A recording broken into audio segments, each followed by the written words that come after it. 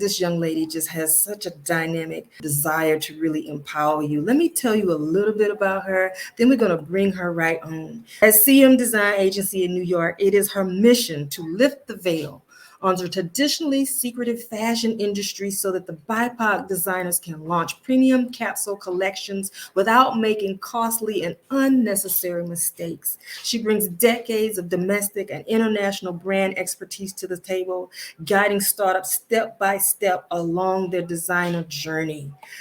It is my honor to bring before you Charmaine Mishko. Charmaine, Hey oh my there. gosh, thank you for joining me Hello, hello, tonight. hello. Yes, Good yes, to yes, be yes. here. Oh my goodness. You know what?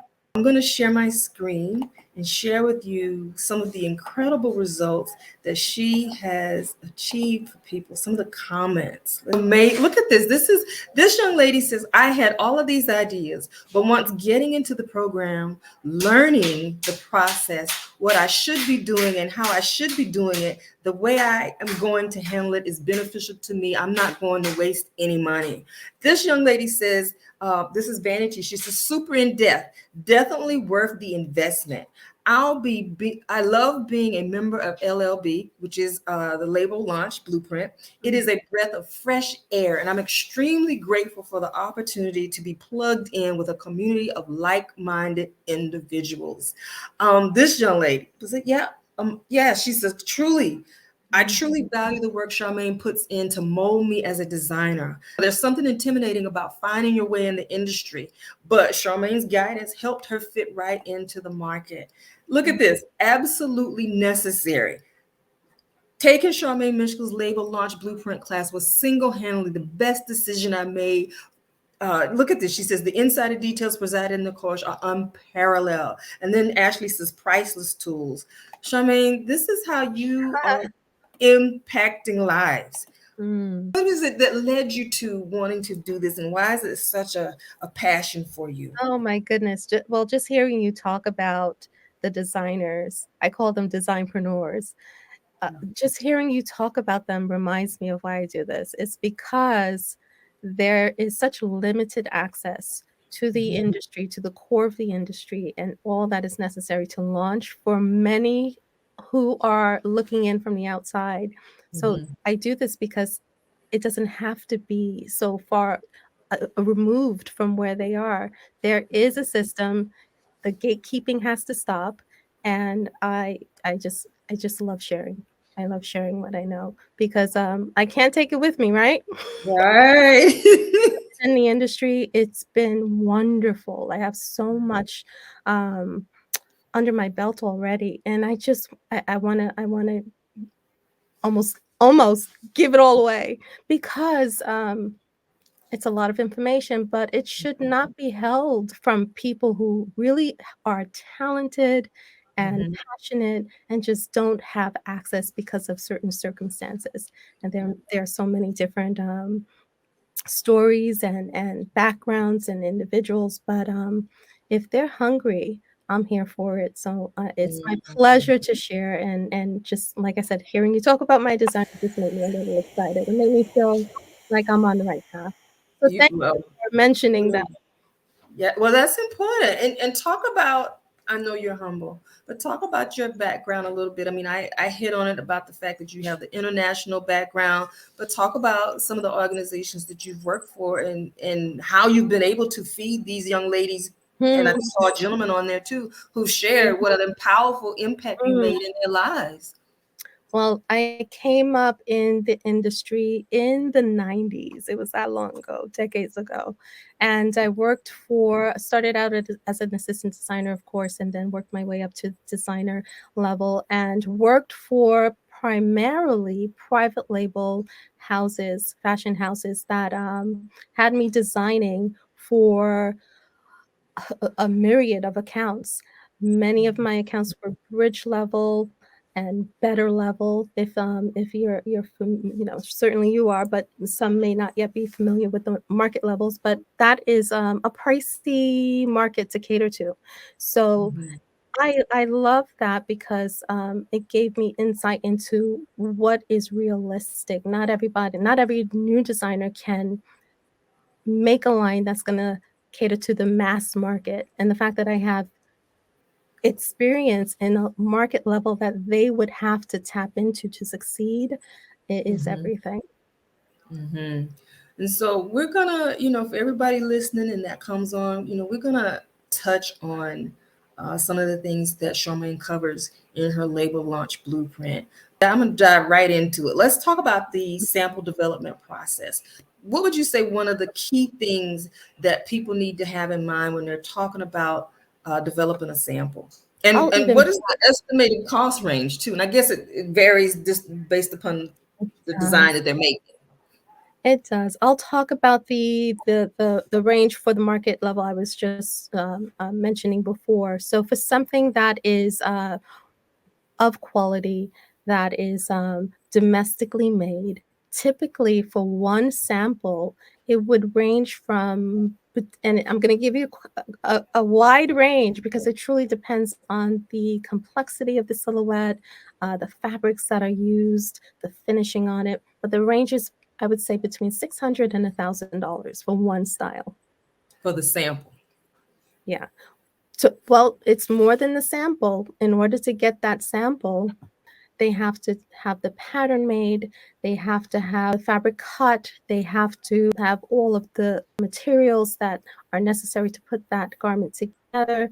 They're also thinking about the labels and the packaging, like everything that's going to be necessary to finish out that garment I and see. make it make sense for production.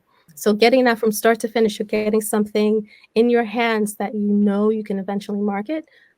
Yeah, approximately median range, maybe $800. And it could be less. It could be less than 600, honestly, depending on how complicated your silhouette is. And it could be more than 1,000 if it's Right. incredibly if your fabric is more expensive and if your labor is more expensive and your details and your finishing is very high end. It varies. It's tough to nail that down. Yeah. It depends. Oh my God. And one of the things I want to hit on too while somebody's listening to this is I participated in one of Charmaine's sessions and one of the things that I loved is that you talked about that sample and how to price correctly based upon Mhm. marking Oh, up. So um I was yeah, happy, but I wasn't happy. I said, okay, I definitely need to be a designer because oh my gosh, the markup is like, yeah. That's real, right? And yeah. that I don't typically share all of that information so openly, but I began to share it in the master class because when somebody's coming into the industry, they think the pricing is going to be one thing. They think that they're Mhm. going to be able. One big thing I hear often from new designers is they want to make something that's affordable. And when they think of affordable, they think of the people that they know and love, and they want them to be able to afford their clothing. But Mhm. sometimes, depending on what you're making and the fabrics you're using, the quality you're putting into it, Mhm. they're not even their own customer. They have to tap into a customer that appreciates that detail, that styling, that finishing, that quality. And to make a cheaper garment just doesn't work. If you're gonna do something cheaper, you would have to do probably production and sampling overseas. And then to do that, you need to have quite a bit of volume. You can't do small batch production uh, Yes. at a mass market level. It just See, these are the things that doesn't add up. Yeah, for someone coming in, aspiring, budding, about to be emerging, these are the conversations that you need to have. mhm, This is the information you need.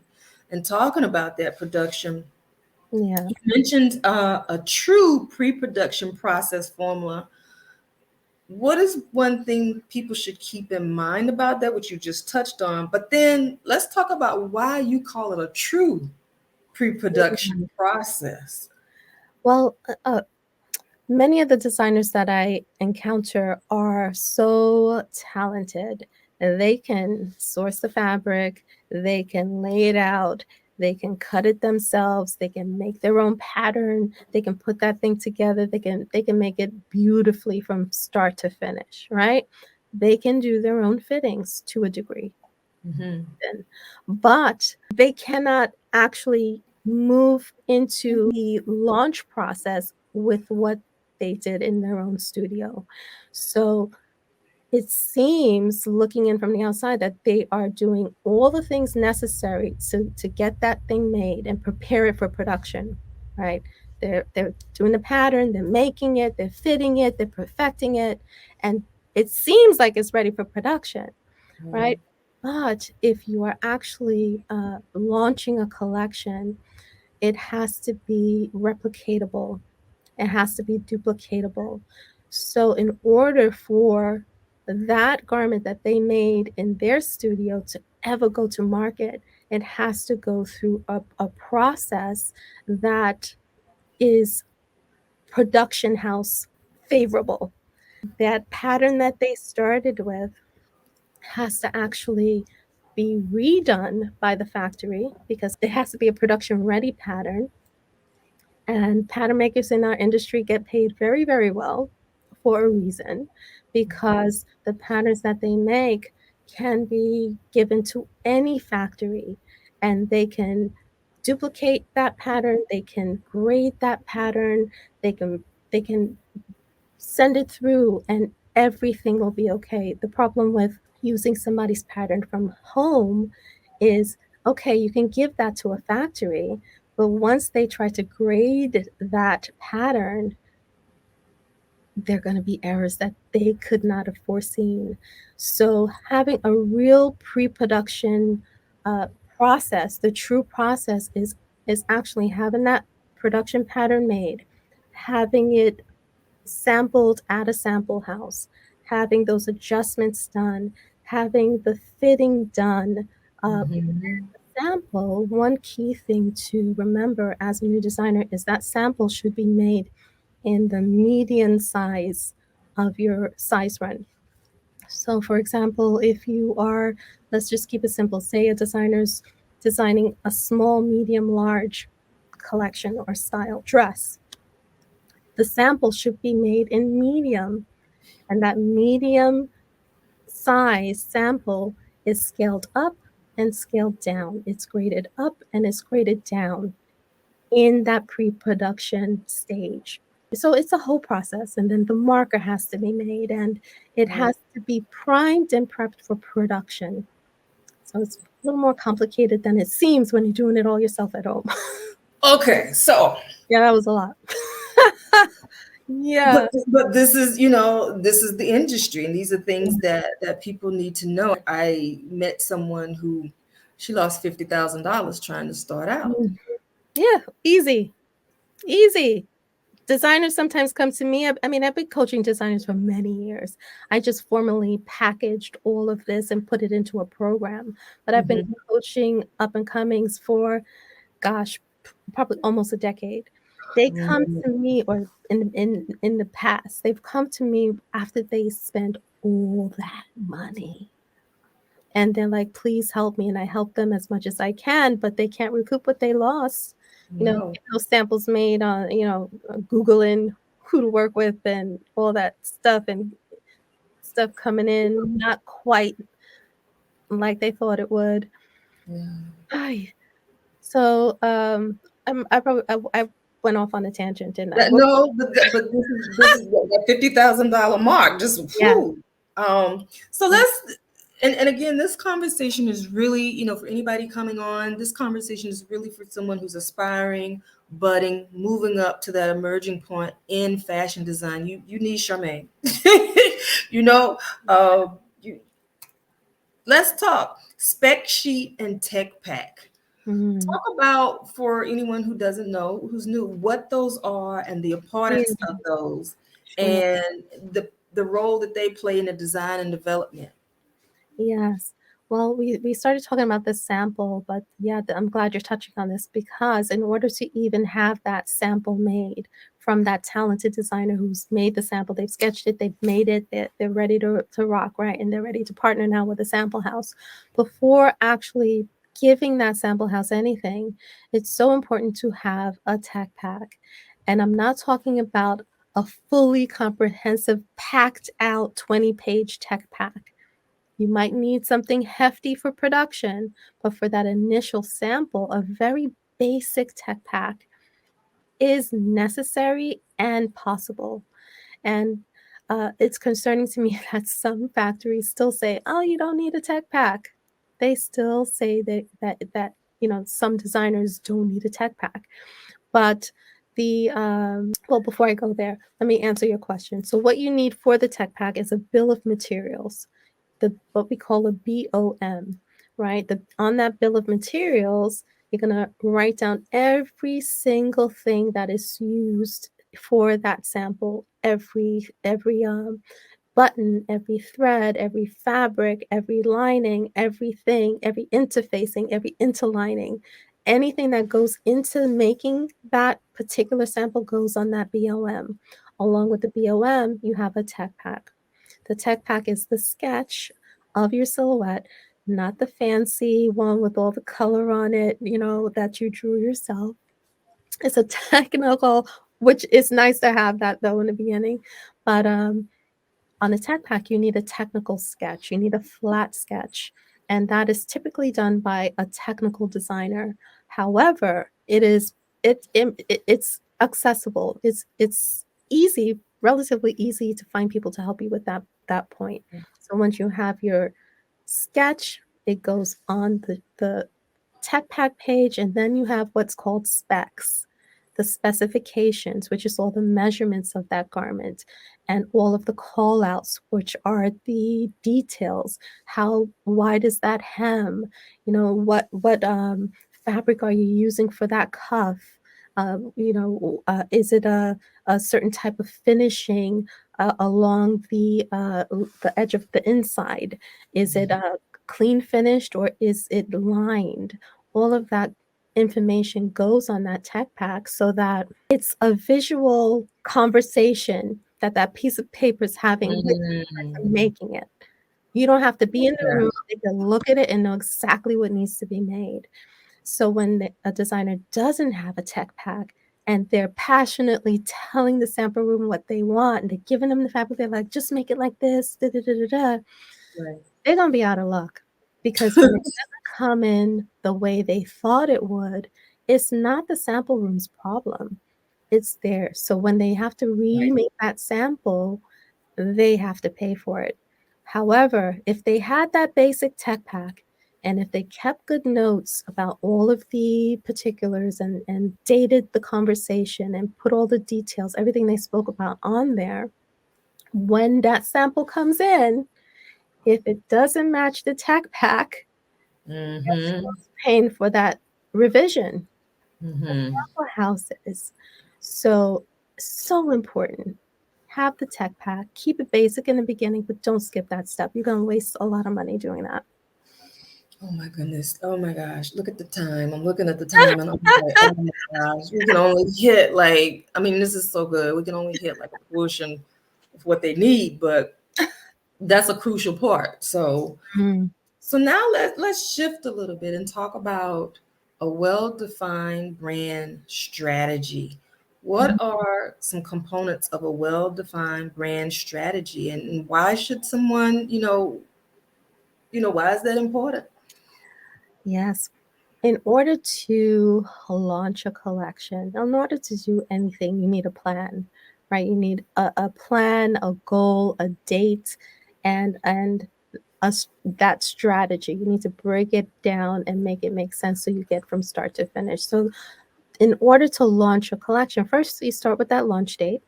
It has to be, of course, a realistic launch date. It can't be a 6 months from now. It can't be even a 9 months from now if you're brand new in the industry.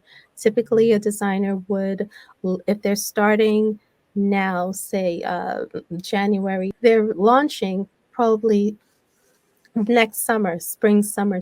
It Mm-hmm. takes that long to do a lot of things, which we're going to get into. But the strategy, you have to start the strategy by knowing your launch date and knowing your go to market plan. Are you going to pre sell this collection or are you going to order inventory and have it housed at your facility and just put everything on your website say, hello, I'm open, I'm launching, and then distribute it yourself? Mhm. Do you have that money to pay for production where you can do that upfront? Do you want to take that risk to pay for production to do that upfront?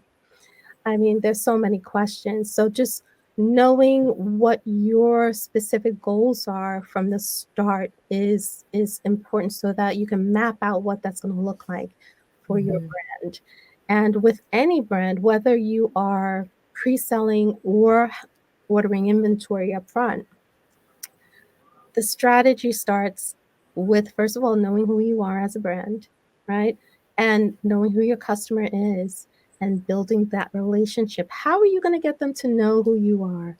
Mhm. That requires some brand messaging and some systems, right? I have a checklist that designers get access to. There are a lot of touch points between just saying you're going to launch and actually launching. And the biggest part of it to me is connecting with the customer so that you Mhm. can actually sell those pieces, when you do launch. I hope I answered your question. I feel like I went all over the place. Talk about that timeline because you hit on the timeline. So, what do people need to keep in mind for that timeline? If you are launching a collection, it takes about a year or more, depending on your skill level, your contacts, how much rapport you have with those that you're working with, how much investment you have to work with. And the timeline begins with the end in mind, that launch date. And in order to get that customer on board and get them even on your radar, get for you to get on their radar rather, you have to, of course, have what I call an omni-channel strategy where you are in many places at one time. You have to understand who your customer is first and foremost, and that's part of the brand persona. And wherever they are is where you need to start showing up and Mhm. building some rapport, nurturing that platform, putting out your launch journey, being vulnerable, which is something that so many new designers have, not just new designers, but everybody who is looking this social media thing in the face, they don't want to be the face of anything. It's like, who said I want to be the face of the brand, right?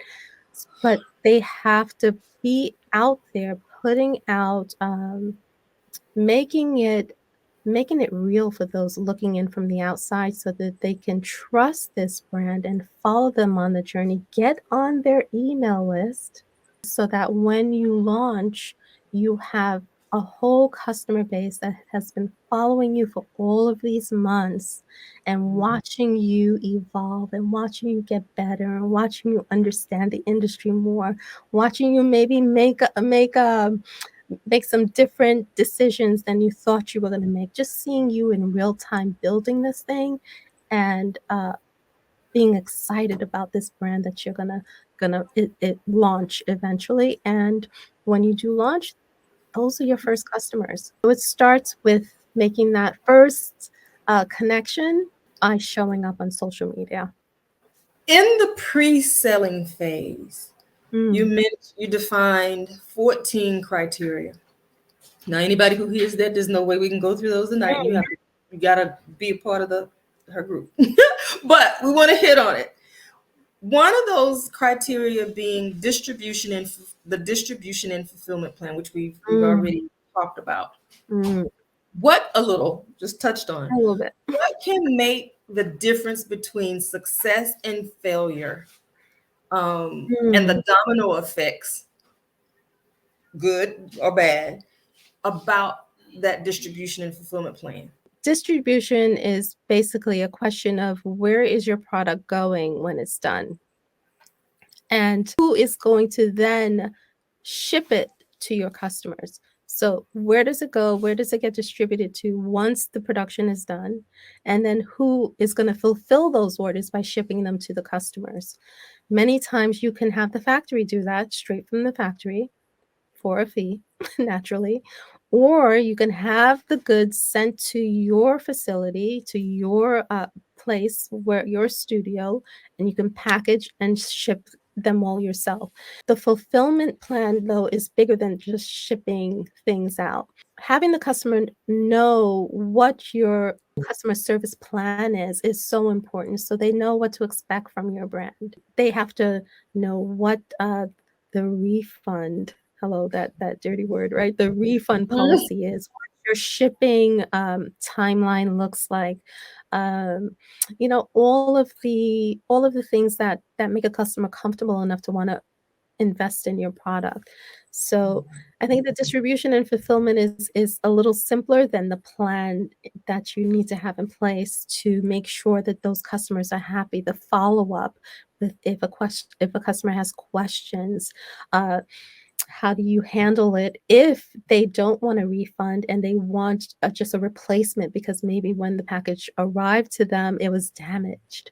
All of that is going to make a difference on how they talk about your brand going forward. Do you have a plan to deal with customers? Everything about a brand, everything about any business that is doing well in any industry is all about the customer. If you keep your customer front of mind and you really understand who they are and how to service them, because we're all serving, it is a service, then you're going to be better off.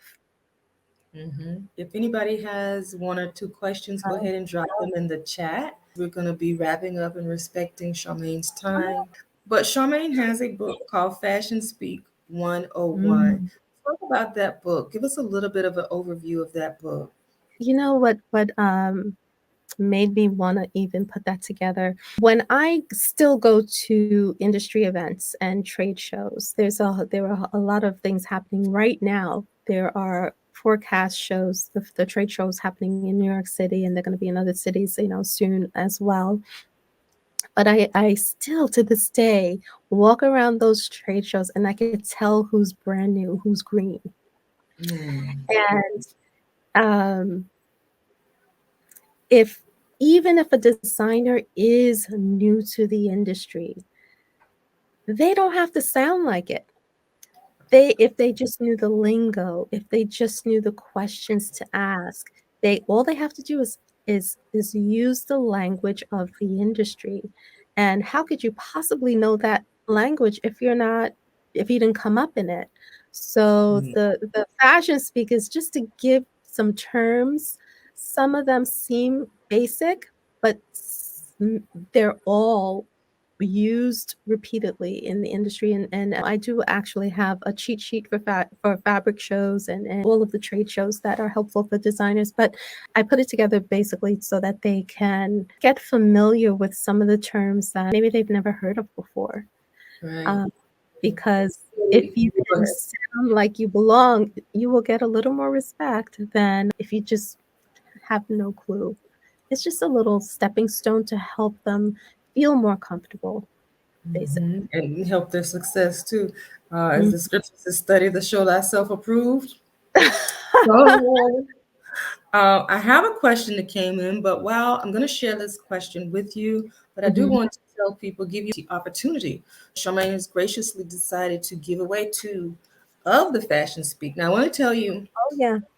for anyone who does not win tonight, I hope somebody wins, but anybody who does not win, I want to tell you, we actually have a book gallery now. We've just started a book gallery and we started it with Charmaine's book. So if you go to the website blackfashionworld.org and you go under resources, we have a resources tab now, and you drop down to where it says book gallery, you will see this book, and there will be more coming. But hey, as we start, I can introduce the books to you through conversations like we're doing here, and you can purchase the books so you will know where to go to get books about fashion, about Mhm. fashion marketing, about retail, about the culture as well. So those things are also going to be on the book gallery. So I'm really excited about that, to launch it tonight with Charmaine's book. So I'm going to present this question to two people, and Mhm. whoever answers will win the book. And while we're waiting, because I know there's a delay with the stream,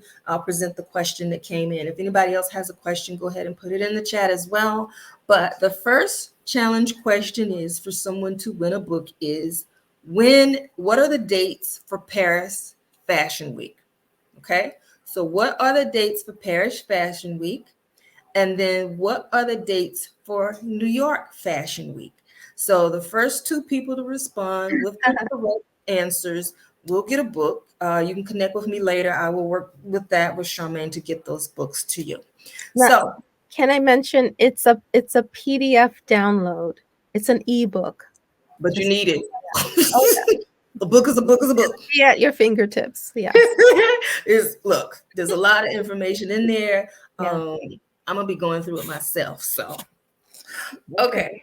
So this question came in. It says, Charmaine, can you please repeat trying to replicate designs made from home for pre-production? What Mm. the steps, the requirements are needed for Mm. production? I think that's the end of the question. Requirements needed for production. Okay, that's the big question. Um, okay, so if you are making your designs at home, uh, you've probably made your own pattern and you've made this sample. It's beautiful, it's looking good, but now you want to make more of it so you can sell to your customers. So what you would do is take your existing pattern. Well, first find some sample houses that cater to. Oh, I, I I see see that. I see some stuff coming in. First, look for sample houses that first and foremost uh, make the type of sample that you are looking to produce. So if they specialize in dresses and you're making suits, you're not going to work with that sample house. Be real clear about what they specialize in. So once you find the perfect sample house, and you should have a couple, never just have one option, right? Then you take your pattern to the sample house, you take your sample to the sample house, along with your bill of materials, that BOM, which has all of the information about every single component of that style, as well as your basic tech pack.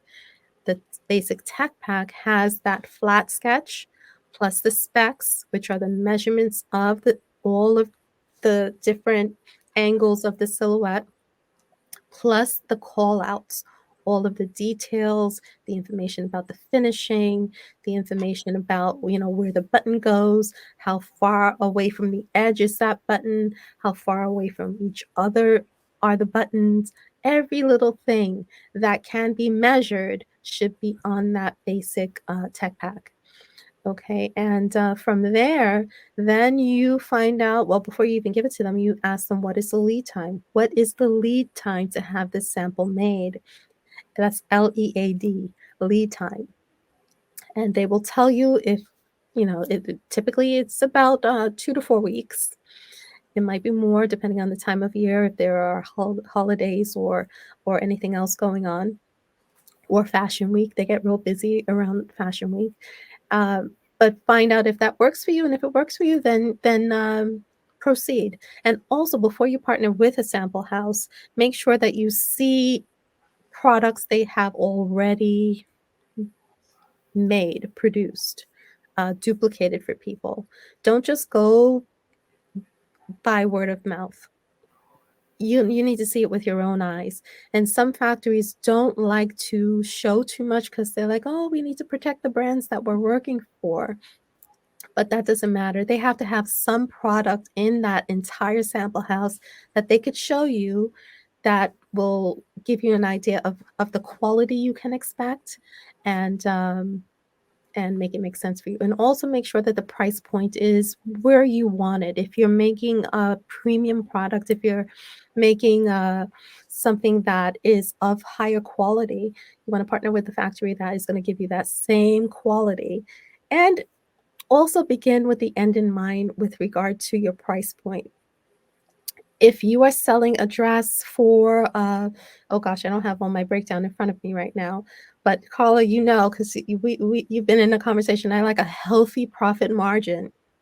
You start with a cost that you can live with for the next 10 years. And of course, the price will go up depending on the fabric cost and what have you. But meaning that if you start your collection selling DTC, direct to customer, you are a brand who has a cost of product, the cost of goods, the COG is one number. And then from that cost, you're going to have a wholesale price, and then you're going to have a retail price. So your cost you're starting with is going to be sold at retail, direct to customer. You're skipping over wholesale on purpose because if this thing takes off like a rocket, and Saks is like, we want you in our stores, they get the wholesale price, and you still have room to make a profit. If you start selling everybody at that wholesale price, if you're doing that 50%, oh, I'm just gonna market at 50%, that first of all, don't ever do that. We need to have a conversation about cost, right? It's way more serious than that. But if Mm-hmm. you're selling anything at wholesale, you're gonna go out of business. Just don't do it. Mm-mm. Look, y'all, I'm telling you, I, like she said, I've been in the conversation when Charmaine goes through the pricing, and it, It's real. I mean, if people, I don't know, be careful.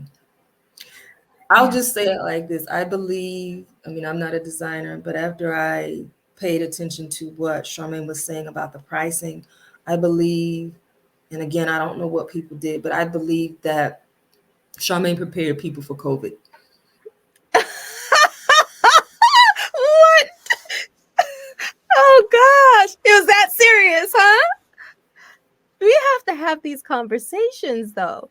And this is part of why I do what I do, because nobody tells the nobody's transparent about what it takes to build a brand, and not just make pretty things, but build a business that's Build a gonna business. last, that Yeah, you can actually make profit from. yes. And And the and business is in the numbers. my gosh.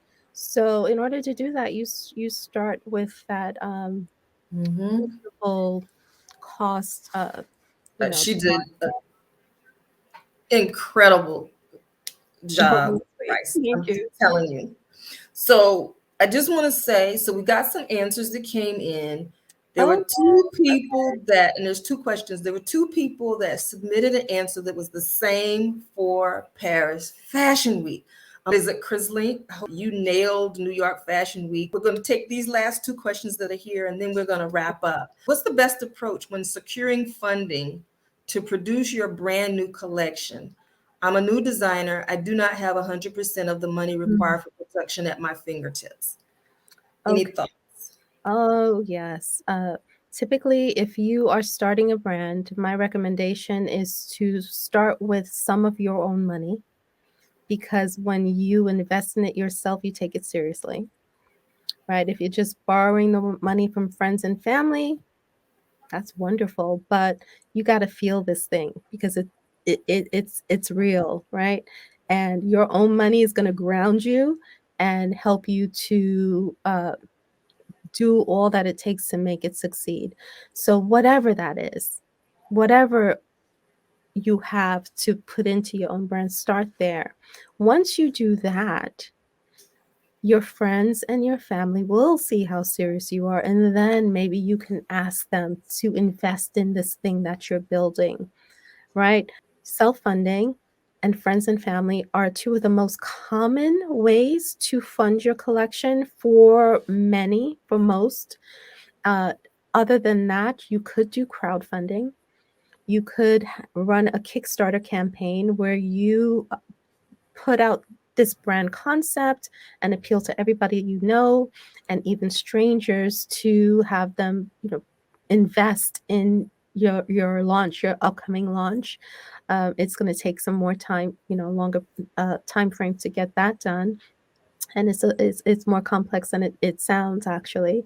But that is an option. One thing I do not recommend, but of course it's an option, is a loan. I self-funded my own collection 20 years ago. I started, it was that long. And I bootstrapped that thing. There were times when I felt like, gosh, wouldn't it be nice to have a loan right now? And I stopped myself every time. And 20 years later, I'm glad I did, because it would have sucked out, it would have just sucked money right back out of the business. So if you need to launch lean, right? Prove the concept.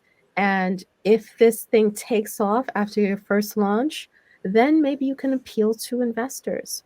Maybe you can appeal to those who are looking to invest in small brands that are making some ripples in the market.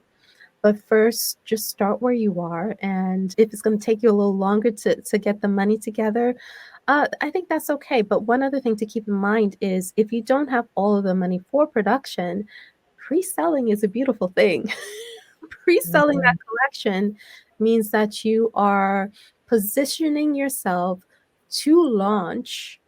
Then you launch the brand, take in the orders from customers that now trust your brand because you've nurtured them for all of these months, maybe a year, and that's not an unreasonable amount of time.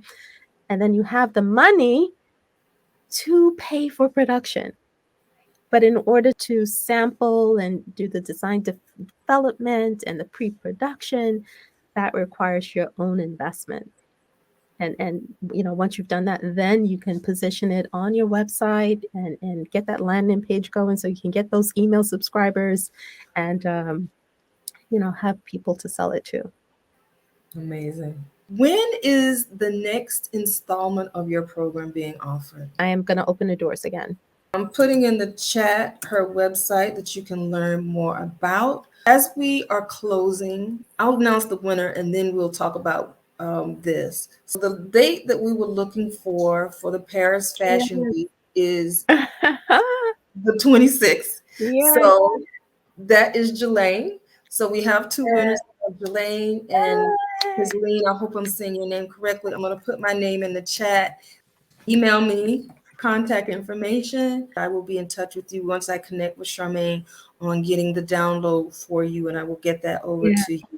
Anyone else, please visit our website and purchase it and share that information with others, okay? In closing out, food for thought. Charmaine, thank you for this. I know there's so much more, there's no way we could get to it all, but I think just seeing the comments, I'm sure that it has definitely helped. So in food for thought, wrapping up, what words of encouragement for aspiring, budding, and emerging designers do you share? Oh gosh. I think the journey of a designer is so personal. And what I would say is your journey is going to be your own. And one thing you should never do is compare your designer journey to anybody else's. What they did worked for them. What you are doing is going to work for you if you stay focused. And your origin story, your backstory, that reason, that fire inside of you that's making you want to even launch this collection, that's going to be your strength. So tap into that, get real familiar with the why behind the brand so that you can build something that is actually going to attract the customers that you want to cater to. And tap into events like this. Oh my goodness. The fact that Carla put this on for you is amazing to me. Thank you, Carla. But the fact that you're here means that you are already tapped into resources that are going to help you to level up. That is so important. Nobody builds a business alone. We all need team around us, community around us. And I think you're in the right place already. So just stay focused no matter what. And don't give up. Yeah.